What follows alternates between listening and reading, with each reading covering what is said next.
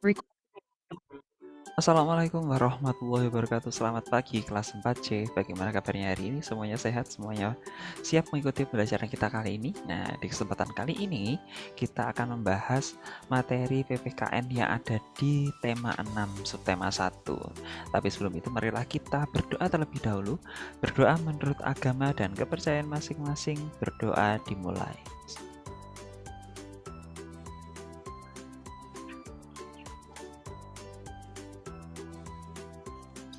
Berdoa selesai. Nah, di tema 6 subtema 1 ini tentang materi PPKN yang akan kita pelajari adalah tentang keberagaman yang ada di sekitar kita. Nah, sebelumnya kita sudah sesuai dengan tema ini kita mempelajari tentang cita-cita. Jadi cita-cita itu juga beragam yang ada di sekitar kita. Nah, salah satunya seperti yang ada di halaman 24 ini bisa kalian buka. Di buku kalian halaman 24 itu ada seorang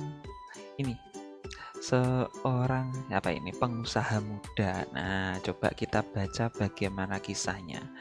Peternak muda dari Malang menjadi pengusaha di usia muda mungkin bukan tujuannya. Ia hanya ingin membangun usaha mandiri seusai kuliah. Seorang pemuda bernama Triyono merintis usaha peternakan bebek potong sejak tahun 2006. Dengan modal seadanya, berbekal ilmu peternakan yang didapatkannya dari tempat ia belajar di Universitas 11 Maret, ia memulai usahanya. Usaha peternakan bebek potong ia kembangkan hingga pada tahun 2007 ia mendapatkan inspirasi baru. Ketika melihat hewan-hewan kurban, ia berpikir untuk mulai membangun sebuah peternakan sendiri. Untuk mendapatkan dana, ia membentuk sebuah kelompok bersama dan mengumpulkan dana dari teman-teman semasa kuliah.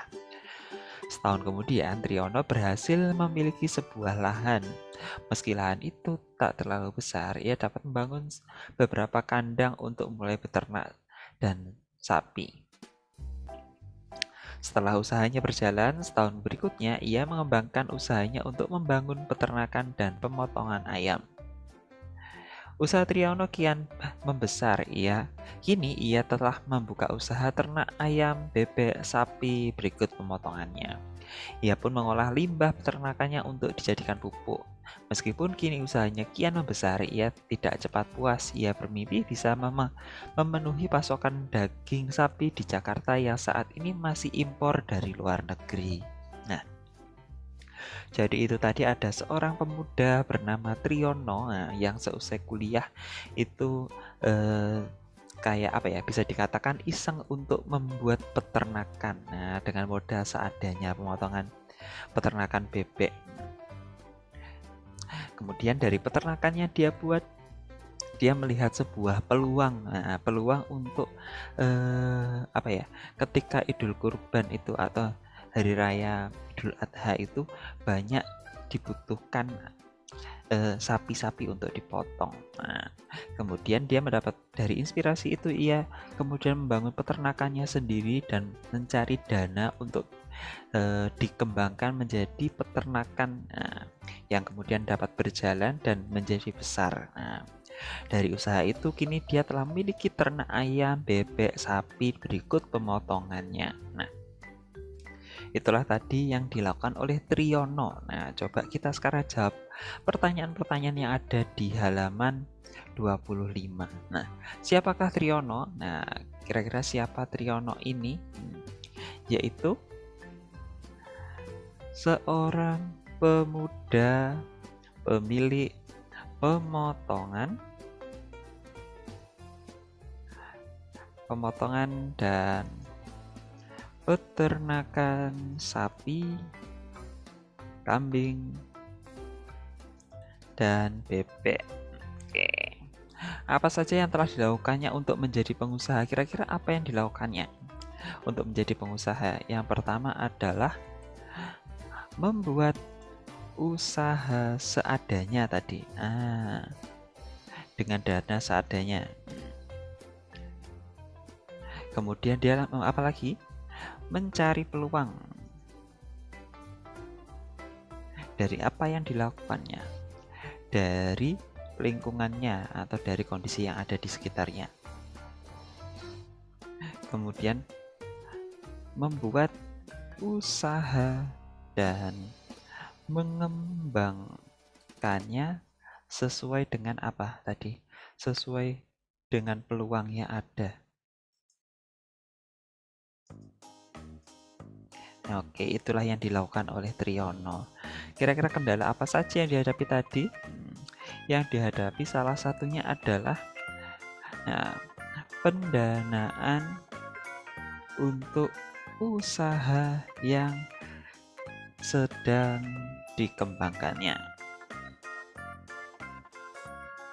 Itulah yang dihadapi Triyono. Dan kemudian apa mimpinya? Nah, dari mimpinya ini kira-kira apa tadi?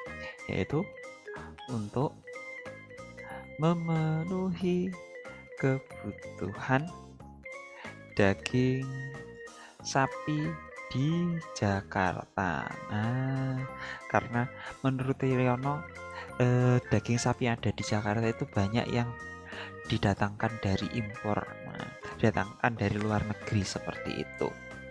Nah, itulah tadi yang dilakukan oleh Triyono. Beternak merupakan kegiatan mengembangkan hewan ternak untuk memenuhi kebutuhan manusia. Hewan ternak adalah hewan yang dipelihara manusia untuk memenuhi kebutuhan manusia. Hasil hewan ternak yang dapat dimanfaatkan berupa telur, daging, susu, dan kulitnya. Pemanfaatan tersebut tergantung jenis ternaknya. Nah, ini yang dilakukan terhadap ternak ini tadi.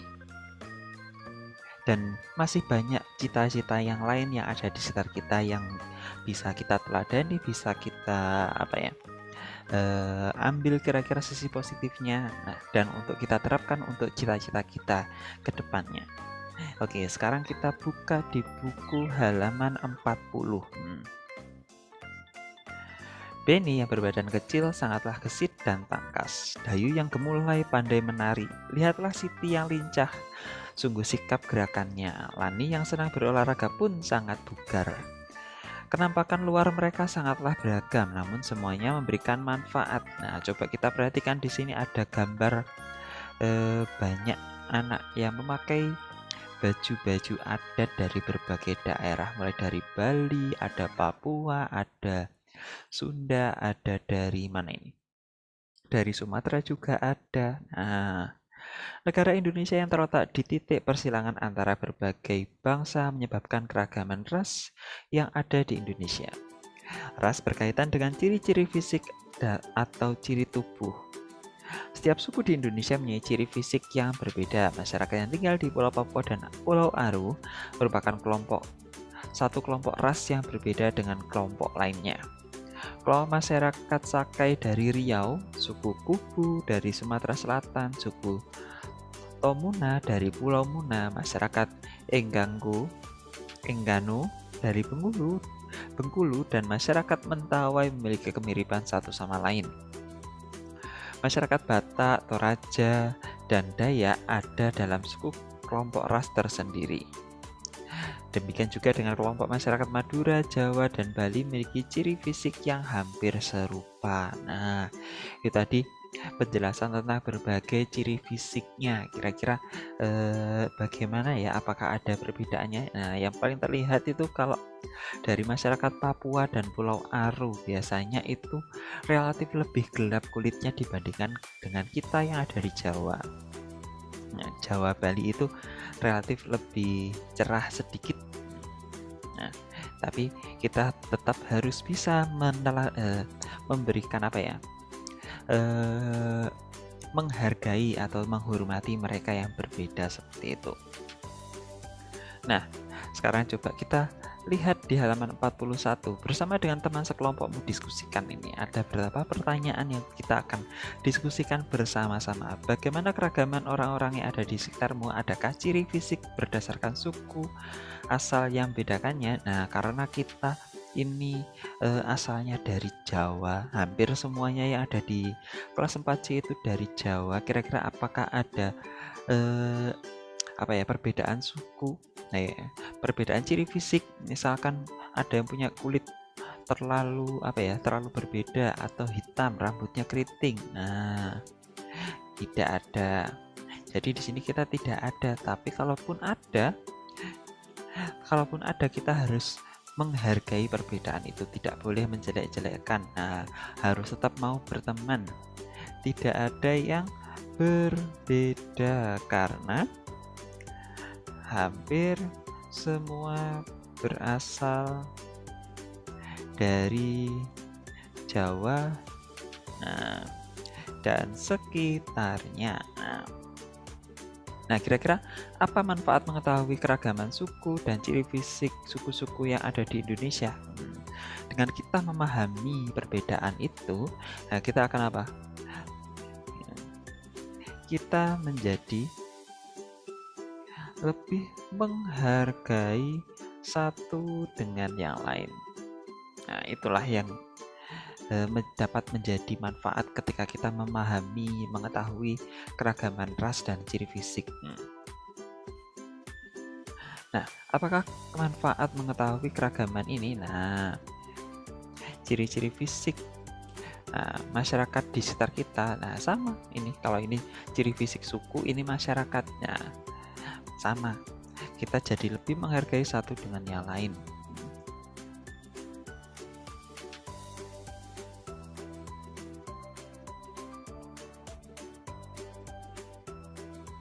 Nah, ketika kita saling menghargai, pasti akan mewujudkan apa? Perdamaian. Nah, hidupnya jadi damai, jadi lebih tenang. Oke, yang ini jelaskan hasil diskusimu di depan kelas, tidak perlu kita tuliskan. Nah, ini saja yang penting. Jadi, dengan kita menghargai, memahami perbedaan yang ada di sekitar kita akan jadi lebih menghargainya. Kita mengetahui perbedaannya, kita jadi lebih menghargai, jadi lebih damai, lebih nyaman ketika bergaul. Oke, selain keragaman itu ada keragaman suku, juga ada keragaman cita-cita, juga ada ini. Nah, di sini ada keragaman cita-cita. Keragaman pekerjaan, ada keragaman cita-cita. Manfaat apa yang didapatkan mereka dengan melakukan kegiatan tersebut? Bagaimana kegiatan tersebut dapat membantu mereka meraih cita-cita mereka? Nah, Dayu yang gemar menari, ia bercita-cita menjadi pelukis, kira-kira bagaimana? Lani yang bergemar menyanyi bercita-cita jadi ahli komputer, kira-kira ini cocok atau tidak? Dan Siti yang gemar membaca, ia bercita-cita jadi ilmuwan. Nah, cocok atau tidak? Terus Udin gemar melukis, ia bercita-cita menjadi guru. Sedangkan Benny gemar berolahraga, ia bercita-cita menjadi pemain bulu tangkis. Nah, kira-kira kegemaran mereka ini dapat membantu mereka atau tidak meraih cita-citanya? Tentu saja iya, tentu saja bisa. Tentu saja kegemaran itu akan membantu untuk meraih cita-cita, apalagi kegemaran yang sesuai dengan ini cita-citanya, seperti Siti dan Benny. Nah, kalau Siti bercita-cita jadi ilmuwan, Benny ini bercita-citanya jadi olahragawan. Nah, ini sesuai. Kalau yang lain juga akan membantu, tapi akan lebih membantu jika kegemarannya itu sesuai dengan minatnya. Oke. Nah, setelah ini coba kalian lakukan kegiatan berikut yang ada di halaman 52. Nah, tidak semua kegiatan yang sesuai kegemaran akan menjadi mata pencarianmu kelak seperti yang kamu cita-citakan. Akan tetapi kegemaran melakukan kegiatan tertentu akan membantumu menggapai cita-citamu. Pada saat melakukan kegiatan tertentu, kamu sedang melatih sebuah keterampilan dengan sikap yang baik. Keterampilan dan sikap yang baik itulah yang akan membantumu mencapai cita-citamu. Mari lakukan kegiatan berikut ini untuk mencari tahu. Nah, nanti kalian kalau buat kelompok ini tidak usah Pak Wisnu bagi kelompok, silahkan kalian cari 5 atau 4 atau 5 teman kalian, silahkan dihubungi. Nah, dan kalian catat, kalian tanya kira-kira kegemaran dan cita-citanya itu apa. Di sini silahkan kalian tuliskan kegemaran dari teman-teman kalian ini Apakah kemarahan siswa tersebut dapat membantunya mencapai cita-cita? Misalkan ini Barca itu suka sekali main sepak bola dan dia ingin menjadi seorang pesepak bola profesional. Apakah itu akan membantunya? Yang kesukaannya dan cita-citanya itu, atau mungkin Pak Wisnu. Nah, Pak Wisnu ini dulu itu suka banget atau suka sekali main komputer, main itu apa? Bikin desain-desain. Nah, sekarang Pak Wisnu jadi guru. Kira-kira itu eh, kegemaran yang membantu cita-cita Pak Wisnu atau tidak? Nah, kira-kira bagaimana? Nanti silakan kalian tuliskan di sini namanya siapa, kegemarannya apa, dan cita-citanya apa, dan kemudian kalian simpulkan kira-kira kegemaran dan cita-citanya itu sesuai atau tidak, bakal membantu cita-citanya atau tidak. Oke. Oke, jadi seperti itu yang bisa Pak Wisnu sampaikan di kegiatan kita kali ini. Sebelum kita akhiri, marilah kita berdoa terlebih dahulu. Berdoa menurut agama dan kepercayaan masing-masing. Berdoa dimulai.